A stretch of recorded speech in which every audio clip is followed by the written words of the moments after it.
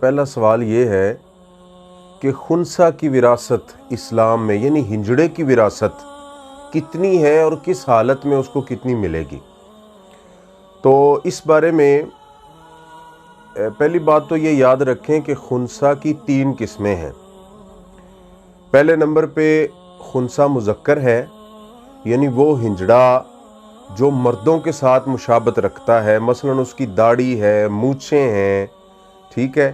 اور باقی ساری چیزیں۔ تو مردوں کے ساتھ اگر مشابہت رکھتا ہے تو اس کو مردوں والا حصہ دیا جائے گا۔ مثال کے طور پہ کسی کے ایک بیٹا ہے اور ایک ہنجڑا ہے اور 2 بیٹیاں ہیں، تو ایسا ہنجڑا ہے جس کی داڑھی اور مونچھیں ہیں تو اس کو بھی بیٹا ہی تصور کیا جائے گا۔ دوسرا ایسا ہنجڑا ہے جو عورتوں کے ساتھ مشابہت رکھتا ہے، یعنی اس کی داڑھی نہیں ہے، مونچھیں نہیں ہیں اور اس کی چھاتی ابری ہوئی ہے، پھر اس کو بیٹیوں کے ساتھ بیٹی ہی تصور کر کے حصہ دیا جائے گا، اگرچہ وہ عورت نہیں ہے بلکہ وہ ہنجڑا ہے۔ تیسری جو اہم قسم ہے جس کے اوپر بحث ہوتی ہے وہ کہتے ہیں خنثی مشکل، یعنی ایسا ہنجڑا جس کی صورتحال واضح نہیں ہے کہ یہ مرد ہے یا عورت ہے، یا اس میں دونوں ہی نشانیاں پائی جاتی ہیں کہ اس کی داڑھی بھی ہے، مونچھیں بھی ہیں، ساتھ چھاتی بھی نکلی ہوئی ہے بہت، تو اس کے اوپر اصل بحث ہے۔ اس کی آگے 2 قسمیں ہیں۔ ایک ہے غیر منتظر حال، یعنی ایسا ہنجڑا کہ جو بالغ ہے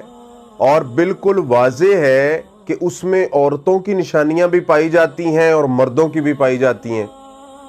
یعنی اس کی داڑھی بھی ہے اور عورتوں کی علامات بھی پائی جاتی ہیں، تو پھر جمہور کے ہاں اس کو عورت ہی تصور کیا جائے گا اور عورتوں والا حصہ اس کو دیا جائے گا۔ اگر اس میں دونوں علامتیں پائی جا رہی ہیں، عورتوں کی بھی مردوں کی بھی، پھر اس ہنجڑے کو عورت شمار کر کے عورتوں والا حصہ دیا جائے گا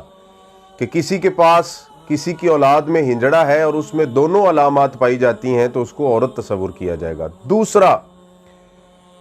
منتظر حال، یعنی جس کا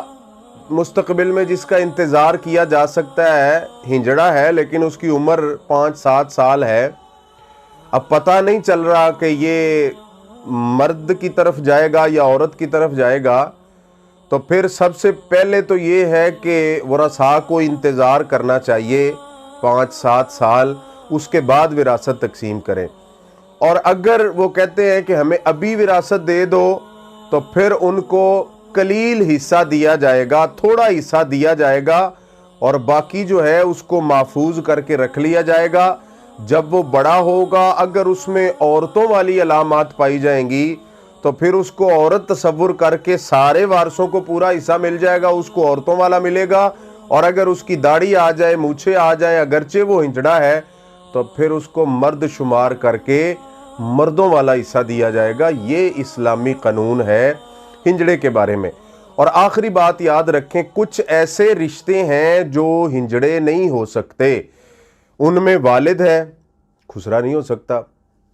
والدہ ہے، بیوی ہے اور خاوند ہے۔ اسلام میں یہ 4 جو ہے نا، یہ ہنجڑے نہیں ہو سکتے۔ باقی اس کے علاوہ بھائی ہیں، بھتیجے ہیں، چچے ہیں، یہ سارے جو رشتے ہیں ان میں سے کچھ نہ کچھ ہو سکتا ہے۔ تو یہ ہنجڑے کی وراثت کے بارے میں